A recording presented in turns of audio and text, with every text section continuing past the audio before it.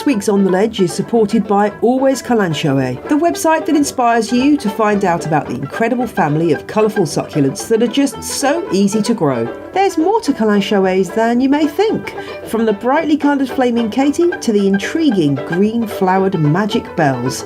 These little beauties will bloom happily in kitchens, bathrooms, bedrooms, window ledges, or outside on patios during the summer months. And as one of the most popular houseplants, they can have great health benefits too. So there are loads of reasons to turn your home into an indoor jungle, as we all know at On the Ledge, including fighting tiredness and increasing concentration to improving air quality. And as Kalanchoes are one of the most colourful houseplants, they can be a fantastic mood booster too. Kalanchoes are widely available from florists, supermarkets and garden centres nationwide. Kalanchoe care tips and inspiration can be found on the Always Kalanchoe website. That's kalanchoe.nl/en.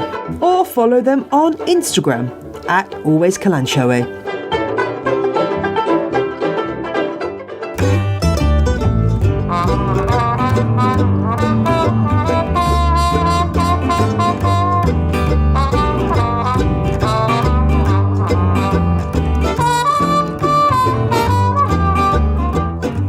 Well, missed my Marantas. It's episode 90, and I'm feeling finety. Ooh, that didn't really work, did it?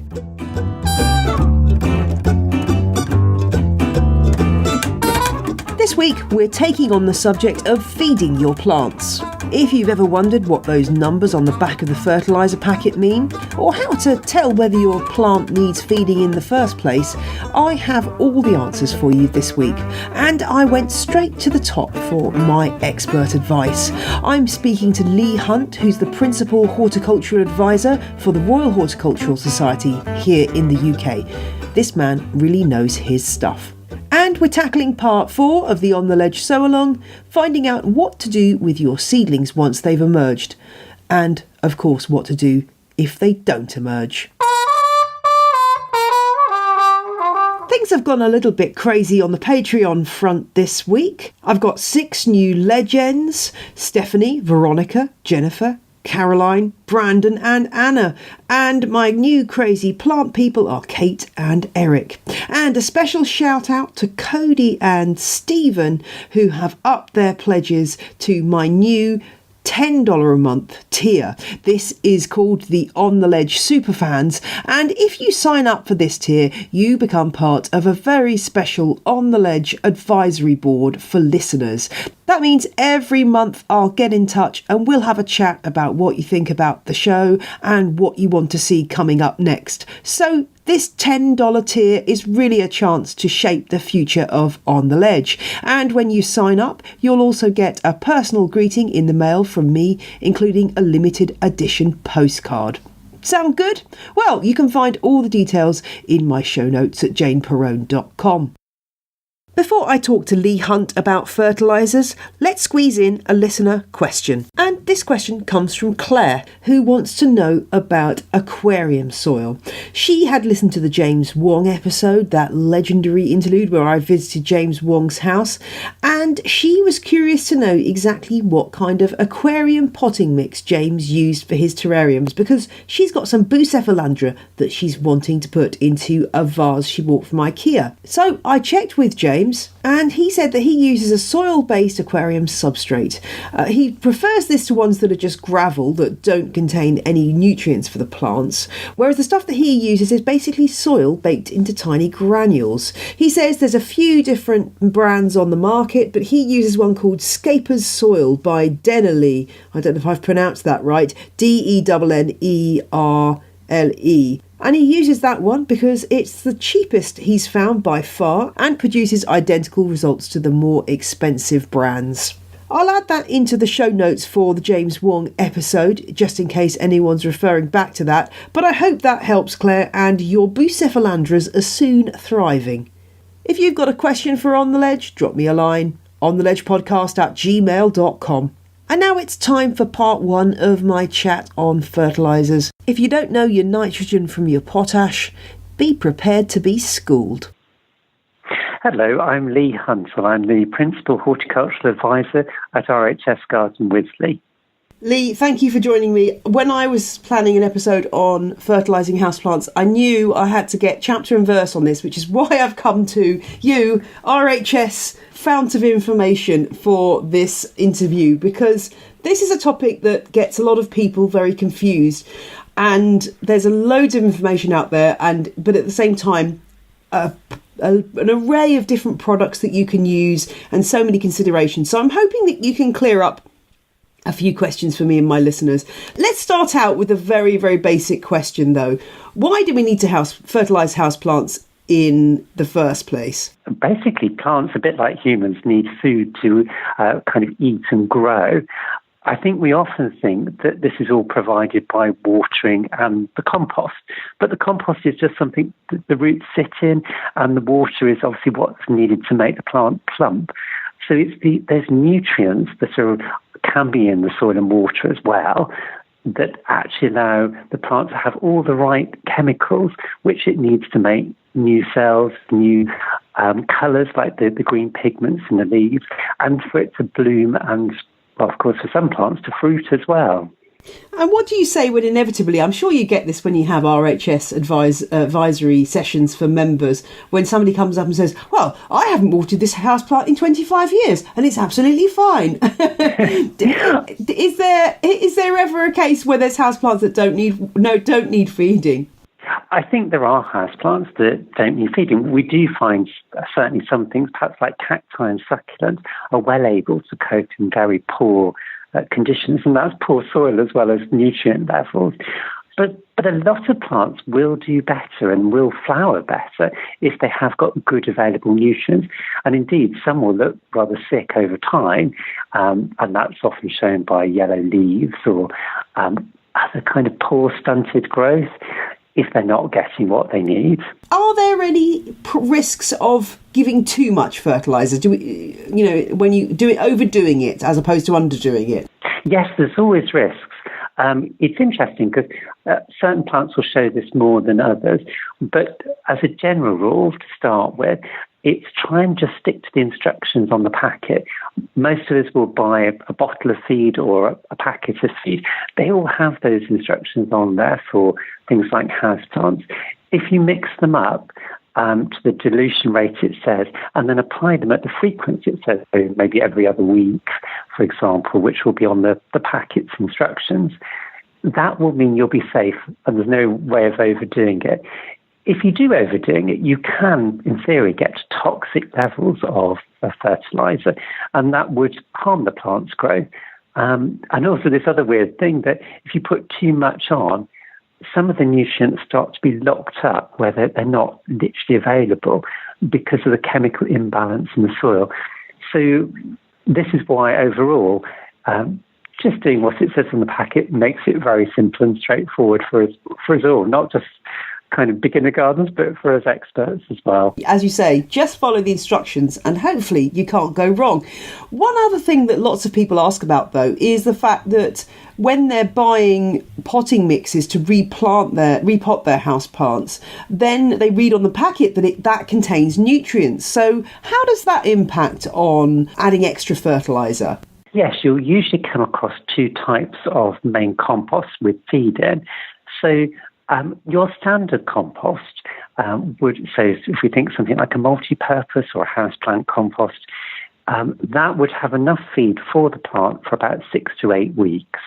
After that point, the nutrients are either used or, in some cases, because they're soluble with water, they're washed out of the compost after that time.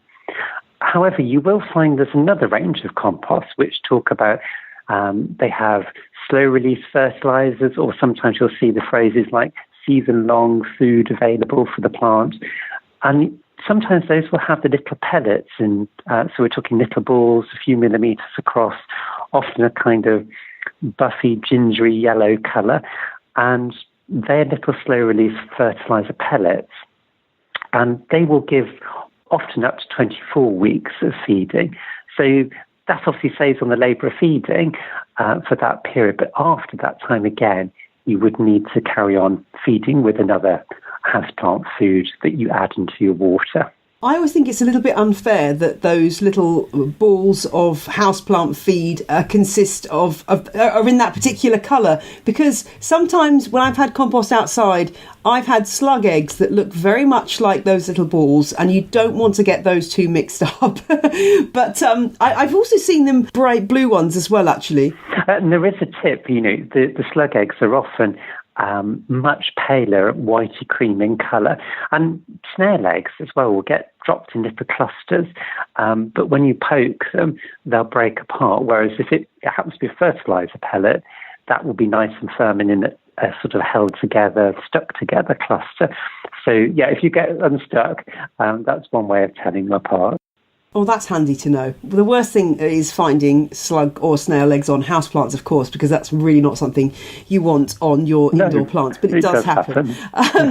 So let's go drill a little bit deeper into the actual makeup of houseplant fertiliser. What are the main nutrients the houseplant needs, and does that vary according to the type of plant that we're talking about? It does vary, but most plants will need three main nutrients. So we've got nitrogen, potassium, and phosphorus. Now, nitrogen is to help good leafy growth and good general growth. Potassium is for flowers and fruit, and you'll sometimes hear that referred to as potash. And then phosphorus is good for root growth. And really, all feeds will have some of those main nutrients in different levels in them, and that will mean that you get good general growth. You will find that certain feeds, like you will hear phrases like tomato feed and indeed citrus feeds, are very high in particular elements. So citrus, we put in a lot of nitrogen because else they go a bit yellow. They need the nitrogen to make good green growth. Whereas things we want to flower well, we go for one that's higher in potassium. Now, if you're often, it'll say this on the pack, for good balance feed, good general growth, and that will do for most houseplants. But if you want something specific, and you're finding, say, your citrus plant is looking a bit yellow, that is where the advantage of going to a citrus feed comes in. We'll be back with Leigh shortly to talk more about fertilisers, but now let's hear from the other company supporting On the Ledge this week. This week's episode is supported by KiwiCo, bringing hands-on projects to your door for children aged 0 to 16 plus. The great thing about KiwiCo is that every crate comes with absolutely all the things your child needs to complete a really cool project that makes learning fun, with no need to rush out and buy craft materials. KiwiCo has hundreds of different crates to choose from, each centred around a different aspect of science, technology, engineering, art and maths. Visit kiwico.com/ontheledge and get your first crate free. Just choose your line of crates and get them shipped monthly, and you can cancel or pause your plan at any time. My 11-year-old loved her doodle crate, which is aimed at 9s to 16s who love to be creative. She got to make a felt succulent garden and model her own clay characters. And she told me, "The best thing is, Mum, you don't need to worry about me overwatering it." Change the way your child plays with KiwiCo. That's kiwico.com/ontheledge for your first crate free. kiwico.com/ontheledge. And now, back to Leigh. We've talked about nutrients, but what are micronutrients? Yeah, the micronutrients are interesting. So, as the name suggests, they're in minute quantities in our houseplant feeds, but they're really important. Things like magnesium at the centre of the chlorophyll molecule, and chlorophyll, of course, is the green pigment in plants. So, if we don't have the green pigment in the leaves, then you start to see that yellowing. And similarly with things like iron as well, that's part of making the plant green. So a lot of feeds will just have a little bit of micronutrients. And when you look on the packets, you'll often see the main nutrients, so nitrogen, potassium and phosphorus, listed as NPK, and it'll give a ratio. And then underneath, you'll see in little writing, often you've got these other micronutrients. So that the fertiliser manufacturers have often thought very carefully for gardeners and have already included these in. So again, in most cases, you don't need to worry too much. However, there are a few plants like ericaceous plants, so things like indoor azaleas, where they do benefit from a bit of extra iron and magnesium. So occasionally, if they were looking a bit yellow, you might go for what they call a sequestered iron, so something like sequestrine or the Vitax iron feed products. And again, just follow the instructions and it'll green up those particular plants. But most things don't need that. That's interesting about the ratio thing, because I do notice this occasionally on fertiliser packets. It might say 10, 20, 10 or 10, 10, 10. So that's referring to the amounts of those three main nutrients that we're talking about. So is there a magic number ratio that we should be looking for generally for houseplants, or does it vary? It's quite interesting. So if you buy a product that you take as a granule and you dilute in water, on the packet you will always see those numbers are much higher than if you buy a bottle of liquid feed. That's because that's already been diluted, so it's weaker, so that's why the numbers are lower. So what we're interested in is the pattern of whether, say, the nitrogen or the potassium is higher or lower. So again, for a balanced feed, you'd expect to see that the numbers are pretty similar, going, for the three figures of N, P, and K. And that means it's a balanced feed. It doesn't matter if there's a bit of variation, but if it was kind of 10, 7.5, 8, we know that's going to give your houseplant good general growth. If you're really talking about boosting, say, something like the growth, and going back to the citrus, because it's a good example for this one, you'll start to see on those feeds that those figures might be much more extreme. So the nitrogen might be 30, but then you'll find the other two figures for phosphorus, potassium are much lower. So we might see 10 to 15. And it's that difference, that sort of much higher value for the one, that tells us that's not a balanced feed and it's going to really promote the growth.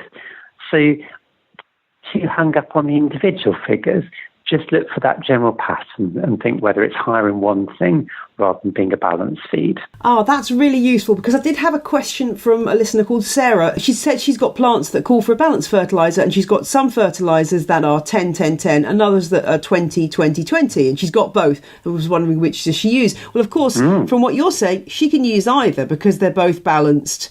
And that's probably to do with the dilution. Yes, absolutely right. They're both balanced, and it probably is the dilution. And at the end of the day, the plants can't read the labels, so they don't read to see whether it's a tomato feed or a houseplant feed or an outdoor container feed.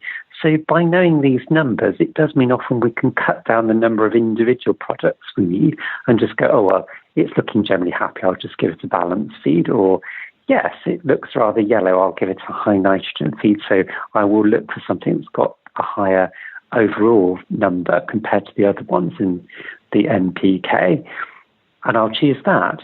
So it does mean that it is personal choice what products you choose, but knowing these facts sort of frees you up to make your own choice, and often makes it a lot cheaper because you're not buying so many different things. Oh, I see. That makes perfect sense. So leading on from that, there are a huge number of choices of products on the market, just for houseplants alone, from sort of the slow release granules we talked about, to bottles that you stick in the soil and they slowly release, to ready diluted feeds. Are there any, is it really just a matter of personal choice which suits you better? Or is there any one with a distinct advantage? I think overall, yes, it probably is personal choice. I think to try and make some sense of it, though, I think if you want a long-term feed where you don't have to remember to feed, then mixing in some slow-release granules at the time of planting is a good way. So that's kind of category one. Then I'd have just a general feed for sticking on my houseplants. So that could be a container feed I use in the garden, something like Miracle Grow. It could be a houseplant feed like Baby Bio. It could be a seaweed feed if I was being an organic gardener. Those would all give me general balanced feed. So most of the time I'd use that. And then I would tend to only think about two specific feeds, and that would be citrus, again, because it's higher than anything else in the nitrogen if I had citrus plants. And then orchid feed as well, because that's the opposite. It's very weak, and you don't want to put too many. All these chemicals are classed as mineral salts, and if you get too much on your orchids, it doesn't do them much good. So that just makes that very easy. But other than that, it's hard often to say why you would go for anything more specific, unless you're being really keen or you want to take away all this kind of worry when you're in the garden centre and go, oh, I've got an African violet, I'm going to go for an African violet seed. And, that's one way of just taking out confusion and the panic about what do I do if you're thinking, I can't understand all these labels on the hoof. Do that. But otherwise, those are your main groups to think about. And you alluded there to organic fertilisers. I did get a question from John asking about whether there is an organic option for feeding houseplants.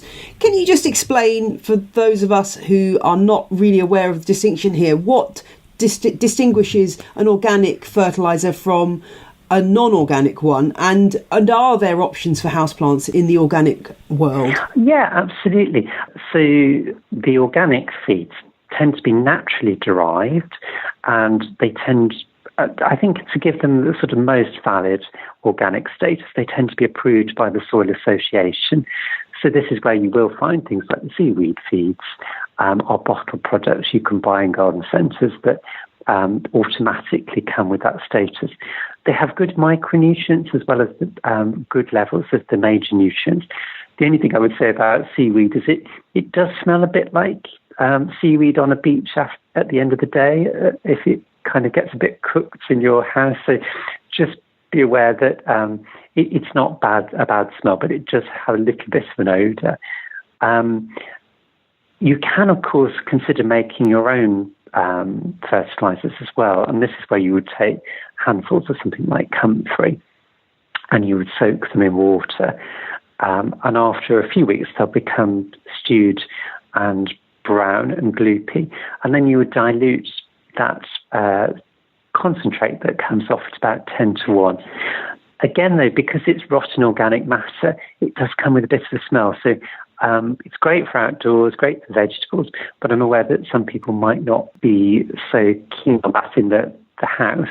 But it's a very sustainable organic solution. Yeah, I remember a few incidents on my allotment getting my comfrey feed ready to dilute, and my neighbours sort of looking around and wondering what the horrendous whiff that had been unleashed was, and sort of saying, don't worry, it's just my comfrey feed. So yeah, I can imagine that inside that might be quite intense, but no, as you say, it's a free resource. If you can get hold of comfrey, which is pretty easy to grow and widely available, then you can make your own feed for free. And as part of sustainability, we know that the manufacture of fertilisers is very energy intensive.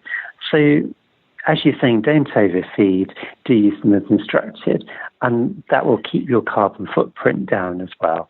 One other thing that I've heard people suggest in terms of trying to feed sustainably is putting worm casts from wormeries onto their houseplants. I'm rather wary of that on the grounds that you're likely to accidentally introduce some wormery worms into your pots. Is that a sensible idea? It's not necessarily a bad thing, because they're still going to be living in there, eating decaying organic matter and improving the general soil structure by aerating with their tunnels. And the worm compost itself does have quite a bit of nitrogen in, so it will certainly boost growth. I think the thing just to remember is that if you're putting it on as a top dressing or a layer around the top of your plant, just be careful not to heap it up around the crown of the plant or the base of the woody stem, because that would potentially rot it. So you want to put it on in a bit more of a donut ring around the top of the pot, and leaving the centre free. Perfect. And once we've decided that we definitely do need to fertilise, what's the best way of getting the timing right on this and remembering to do it in the first place? And should we be doing it year round or only sticking to the summer months? Often plants need feed when they're in growth. So typically with houseplants, that's between March and roughly September or early October. So that's the key time to feed. I think really, and then in the winter, you don't really need to feed very much because they're not in a lot of active growth. And that's where, if they started to show any signs of leaf yellowing or they're a bit stunted, only feed at that point. And then that way your feed is going to be used by the plant and not applied at a time when basically it's not used, and it's most likely to be washed out in between the waterings, washing the nutrients out of the compost when it's not going to be taken up. Well, is there anything else, Leigh, that we should be thinking about when it comes to fertilising? We've covered loads of great ground there, but is there any other tips you've got on this front? Yeah, actually, it sounds odd because it's nothing to do with fertiliser at all, but that's choice of compost. Getting the compost right to begin with is really important, because although I'm saying that it's mainly to support the roots and to provide air and water, the right compost also will hold on to nutrients. So buying a good quality compost to start with, a good houseplant compost. Often if you find it's a bit sticky when you open the bag, just mix in roughly about a quarter of horticultural grit or perlite, just to make it a bit more open. Because if that compost gets airless and waterlogged over time, then you will have symptoms that trick you into thinking it's a nutrient problem. So that the two go in hand. Get the right compost, the right seeds, the right location, and they should be brilliant. Leigh, that's so wonderful. Thanks so much for your help today. That's all right. Thank you. Nice to talk to you, Jane.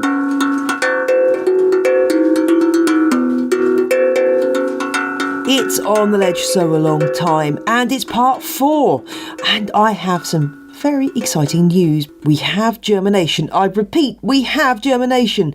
So the seeds I sowed only a week ago are already germinating. Well, at least 2 of them. So they are my Gibeon pubescens subspecies Shandii have already germinated. If you're not familiar with this particular plant, it grows wild in South Africa on rocky outcrops, and it's a succulent plant with tiny little hairs on the leaves. That's what the pubescens part of the name means. And once it's mature, it produces lovely bright pink daisy-like flowers, so that's something to really look forward to. And I've also had some signs of life from my mystery mix of greenhouse and conservatory plants from Chiltern Seeds. There's a few little tiny seedlings already up on that particular seed tray. So I'm waiting now on the rest of my sowings, and in fact I've got lots more sowing to do. And you lot have been extremely busy too. Elaine has been posting on the Facebook group about her gerbera, which are now pricked out into individual cells. We'll be talking a little bit more about pricking out shortly. And she's got around 60 plants, so that's a good result, Elaine. And she's also got germination on her coleus and mixed cacti.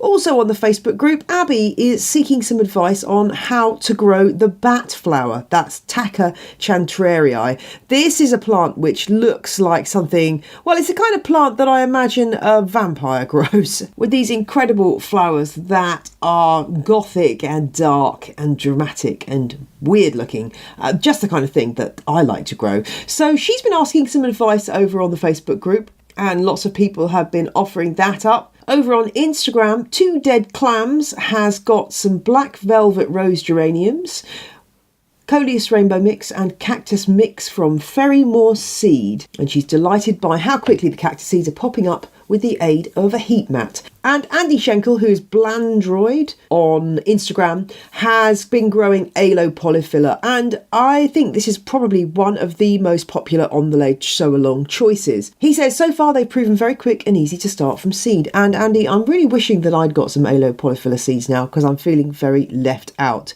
Foliage Queen on Instagram has joined the OTL Sow Along. Welcome. She's decided to go with mini greenhouse pots because it was easy and she was feeling lazy. I totally understand. She's sowing Calathea lutea and also cordyline seeds. I really like to know where she got her Calathea lutea seeds from, because that sounds like a really interesting thing to grow. Also on the advice front, Kelton on the Facebook group is looking for any advice on growing the gout plant, Jatropha podagrica. This is one of those lovely cordiciform plants with a really fat stem at the base. So if anyone has any advice on growing this plant from seed, please do drop a line to Kelton on the Facebook group. Sasha has been going nuts with her seed sowing. She's sown everything from coleus to cordyline to the black bat flower already mentioned, to radamakara or the China doll, and some saved grapefruit and lemon seeds. So she's really got her OTL sowalong game on. Well done, Sasha. April has been sowing Morning Glory, a fancy pants variety from Chiltern Seeds, and she is very impressed by the seed leaves or cotyledons of this plant. They're absolutely enormous. She's posted a picture on the Facebook group. She calls them the Frankenstein of seed leaves. That sounds like it's worth growing just to see that. Not much action on Twitter this year, so come on listeners, use the hashtag OTL sowalong to put up a tweet or two about what you're sowing this year. Because of course not everyone's on Instagram or Facebook, and this helps spread the word to a slightly different audience. And in fact, whatever medium you're using, that OTL sowalong hashtag will help me to find your post and give it a mention in the show. Part 4 is the final official part of the On the Ledge Sew-Along in terms of information in the episodes, but I will continue to keep updated with what you're up to, and I'm thinking that maybe we do another recap in a few months to see where everyone's at. So please do continue to share what you're up to. And now let's talk about your seedlings. Let's presume, to start with, that you've got some germination and your seedlings are already up. If you're looking at your seedlings and thinking, oh, they're looking a bit pale and a little bit tall and a little bit wobbly, that probably means that they're not getting enough light. This is the moment where you really need to be maximising the amount of light available to your seedlings. Obviously, the lo-fi way to do that is just to move them to your very sunniest windowsill. If that isn't enough, then you need to be looking at grow lights. You can buy really cheap grow lights, as we've discussed on the show before, from various online sites and from IKEA if you happen to be in the UK and Europe. And these can be positioned pretty close to the seedlings. Unlike bigger plants, they do need a lot of light, so you can have them quite close to the seedling level. Just a few centimetres above will be absolutely fine, but do keep an eye on your plants and make sure they're not getting too frazzled. Another thing you can do to maximise light is do a bit of a DIY job with some cardboard and some aluminium foil, or as you call it in the US and elsewhere, aluminum foil. So sorry, I just must say here, for all clarity, it's aluminium. You're all wrong. It's aluminium. It's got an I in it. It's aluminium. Thank you. End of rant. So yes, you get your foil, let's just call it foil for the sake of arguments, and that's wrapped around a piece of cardboard, and you can make that into a kind of a triptych shape. So you've got three sides to it around the back of your seedling tray, behind where the light's coming in. And that will actually bounce light back towards your seedlings to actually maximise the light that they can be getting. So give that a try if you're worried they're not getting enough light. If your seedlings don't look like that, if they're looking sort of chubby and green and wonderful, then that's all good. It probably means they are getting enough light. Once they've all germinated, or you reckon that germination is close to 3/4, then that's the time to start thinking about letting a bit more fresh air into that container by lifting off the propagator lid or the piece of plastic or glass or whatever you've had on top to allow some air circulation. Stroking those seedlings every day sounds ludicrous, but stroking those seedlings every day will help to strengthen them up. In nature, naturally, seedlings would be exposed to a bit of a breeze, and that in the process of moving those seedlings does strengthen them. And so you can emulate this by giving them a little very gentle stroke. It'll also make you feel better, I'm sure. So you're stroking your seedlings, you're providing enough light. What next? Well, if it's something other than cacti and succulents, which tend to sit, particularly cacti, tend to sit in that seed tray for a long time, maybe up to a year, you will need to prick out your other seedlings long before that, because the tray will get overcrowded and there just won't be enough nutrients or space for those seedlings. So pricking out, how do you do it? The main thing is, do not lift your seedlings by the stem, because of course they've only got one stem, and if you damage or break that, it's game over for that seedling. So use those cotyledons or seed leaves to lift the seedlings up very carefully, or get in underneath them with a little chopstick or a lolly stick or something like that to lift them away and separate them out, and then pot them up individually into either a cell system where you've got lots of little cells in one tray, or tiny individual pots. Just treat them extremely carefully though, because they are very fragile at this stage, because their root systems are really young and tiny. If you can take with them, when you transplant them, a good chunk of soil around that little miniature root ball, that will really help them to settle into their new pot well. And that's not the last of it, because if you've got something like coleus seedlings, or maybe the morning glory that we were talking about, they will be growing fast and furious. So you need to keep an eye on the bottom of the pot. And as soon as you see roots poking through the bottom, they will need potting on to the next size up. This is the point at which you realise you do not have enough room for all your seedlings and start to panic and plan on getting a new home. Try not to worry too much. If you can give some away to friends and family, that's always a feel-good factor. Just make sure that you keep the right number for you. That might be 1, that might be 50. Depends on how much time you've got and your space that you've got available.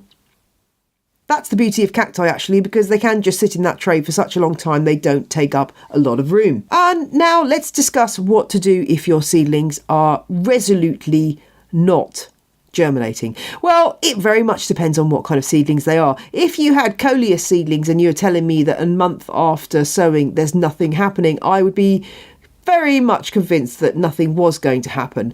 However, if you've got bigger seeds or seeds that need certain conditions, then it may well be that a month is no time at all and that you just have to be patient. You can just leave the pot or tray in position for as long as it takes and see what happens. You might try putting this tray into the fridge for a few days to see if a bit of cold stratification helps the seeds. Sometimes this is the answer for certain seeds to break their dormancy and come into life. Always worth a go if nothing's happened and you don't know what else to try. If they're really large seeds, well, I'm thinking back to the avocado episode. Do you remember that, where we were putting the seeds into a plastic zipped bag in a piece of napkin? That takes a long time to break that hard outside layer and the seed to start to grow into active life. So if you've got big hard seeds, it could take a long time. My cardboard palm seeds are not yet germinated, but I'm not too worried about this, as I say, because I suspect they have a very, very hard seed coat. So patience is all, really. That's the main message here. Don't despair. And the worst case scenario is nothing germinates and you've lost out on the cost of a packet of seeds, which is probably anything up to £1 to £5 or dollars. So really, life goes on and it's not the end of the world. Oh, and by the way, when you are potting those seedlings on, you probably don't want to use a seed mix, but rather some kind of houseplant mix for young plants. Because remember, the seed sowing mix tends to be very low in nutrients. And now that your plants are in active growth, they do actually need more nutrients. I came across a really nice piece from the RHS magazine, The Garden, all about seed sowing and what to do with your seedlings once they've emerged. I'll link to that from the show notes. And it's been really interesting to see that some of you have been trying to grow ferns from spores too, including Abby, who's very excited that her unknown fern spores have started to grow. So that's very exciting. And if you want information on how to do this, I'm linking in the show notes to a very interesting piece which goes into all the detail about how to propagate fern spores, which is a particularly specialist art. Not that hard, but you do need to know what you're doing. So if you're thinking of germinating some fern spores, do check it out. So that's the Sow Along for 2019. Well and truly kicked off. Couple more things to say before I go. First of all, I had a review on Apple Podcast by somebody called Anoon Moose, who wanted to ask about a hardy version of the spider plant, which he saw listed by one of the big nurseries. Now, I am still doing a spider plant special episode at some point in the future. I haven't quite got that together yet, but I'm not quite sure what Anoon Moose means by a hardy version of the spider plant. So if anyone knows what Anoon Moose is referring to, then please let me know. And if you'd like to leave a review for the podcast on your pod app of choice, I would be most grapefruit. And do you live in the Pacific Northwest? Well, if you do, then there is a chance to meet up with other On the Ledge fans coming up on May the 4th and 5th, organised by the wonderful Cynthia B and Sasha. They are putting together a wonderful programme of events over that weekend, including a visit to the Amazon Spheres and Volunteer Park Conservatory, seed swapping and plant shopping. So, join the Facebook group Houseplant Fans of On the Ledge to find out more about this event, and do go along and meet up with other listeners. I am so sad that I won't be there with you guys, but I will be sending some stickers and also recording a special message for those that attend, and I'm sure the event will be an absolute blast. And remember that we are having a UK-based On the Ledge meetup in September the 21st and the 22nd.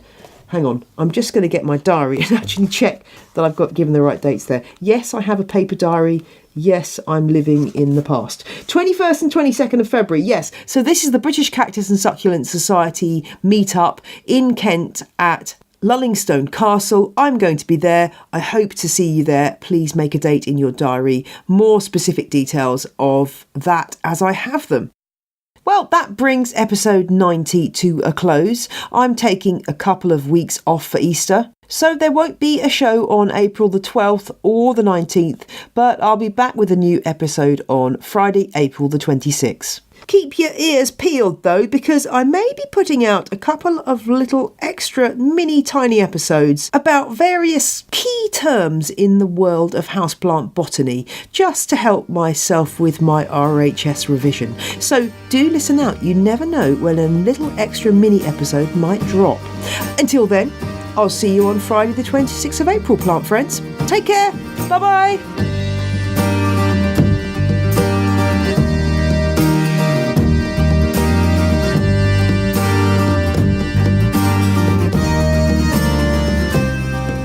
The music you heard in this week's episode was Roll Jordan Roll by the Joy Drops, An Instrument the Boy Called Happy Day Gakana, and O'Mallory by Josh Woodward, with ad music from the Heftone Banjo Orchestra with their tunes Whistling Rufus and Dill Pickles, all licensed under Creative Commons.